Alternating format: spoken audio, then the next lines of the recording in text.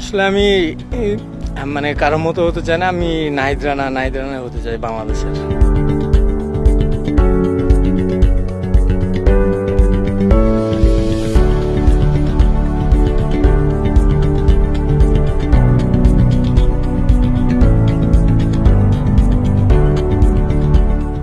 স্বপ্নের মতো নয়, কিন্তু আমি যেটা আশা করছিলাম কিংবা টিম যেটা আমার কাছে আশা করছিল ওই জিনিসটা করতে পারছি, কিংবা দেশ ছাড়া আগে আমি বলছিলাম যে দেশের জন্য কিছু করতে চাই, তো করতে পারছি, আলহামদুলিল্লাহ অনেক ভালো লাগছে।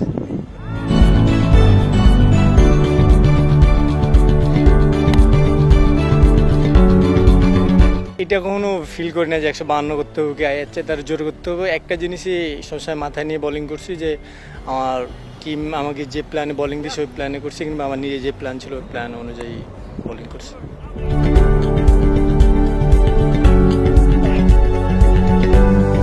তারা অনেক হ্যাপি, আমার ফ্রেন্ড সার্কেল, বাসার সবাই, গ্রামের মানুষ সবাই তারা অনেক খুশি, বলতেছে যে অনেক ভালো হয়েছে, সামনে এগিয়ে যাও।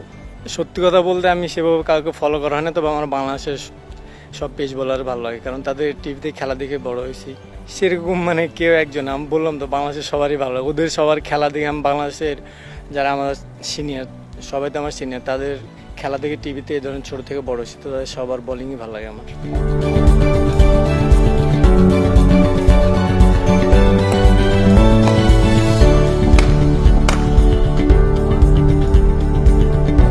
অবশ্যই প্রিপারেশন আছে, আজকে প্র্যাকটিস করলাম, আলহামদুলিল্লাহ প্রিপারেশন ভালো হয়েছে। তো প্রিপারেশনটা যত ভালো হবে ওখানে যে ম্যাচের মধ্যে তত ইয়ে করা ভালো হবে।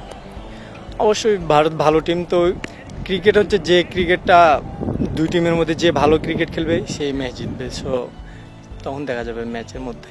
হ্যাঁ, অবশ্যই টার্গেট আছে, টিমকে আমার বেস্টটা এখনও দেওয়ার বাকি আছে, ইনশাল্লাহ দিব।